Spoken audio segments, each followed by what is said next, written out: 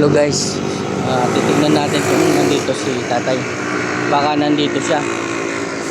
Hindi ako sigurado, pero at least i-check natin.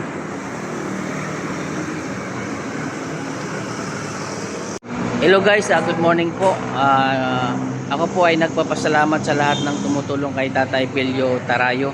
So pupunta po kami ngayon ng bayan para hanapin si tatay. Ang sabi sa akin ni tatay, yung last na nag-usap kami dito, na nandun siya sa City Hall ng Novaliches.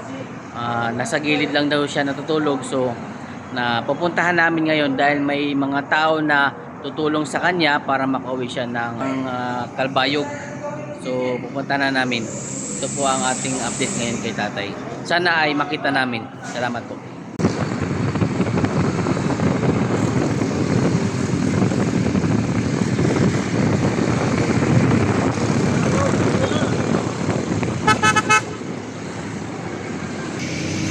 So guys, andito na kami ngayon sa City Hall. Hinahanap namin si kuya kung nandito pa. Nasa gilid daw siya ng City Hall natutulog. So hindi mo namin makita.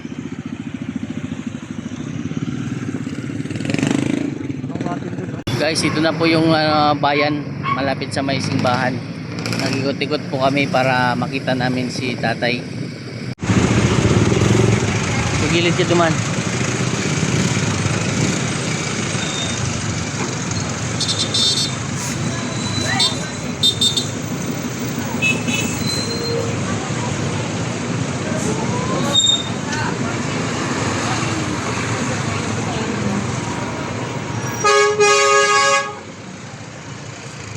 Hello guys, titignan natin kung nandito si tatay.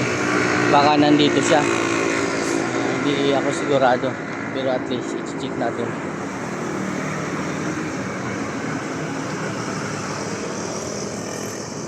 May tao dyan. Hello guys, meron din isa dito. Natawid ako dyan.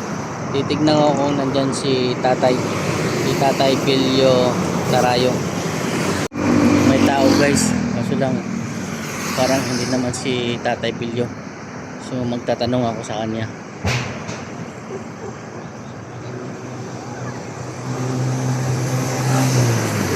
Kuya, magtatanong lang ako. Magtatanong lang. Magtatanong ako kay kuya. Pero sabi ni kuya nasa SM daw si Tatay Pelio. Lagi daw niya nakikita yan. Wala yun, nakita mo siya nakaupo. May puno. May puno. Sige, sige kuya, salamat po sa update ha. Ang sabi ni kuya, yung pinagtanungan natin doon, nandun daw siya sa SM. Lagi daw siya nasa sa SM interview. So gagawin ko, pupunta ako ng SM interview.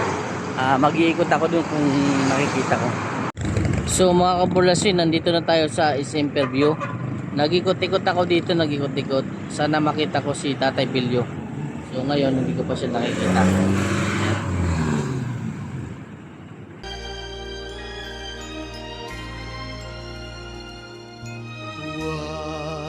Damdamin ang kasawian,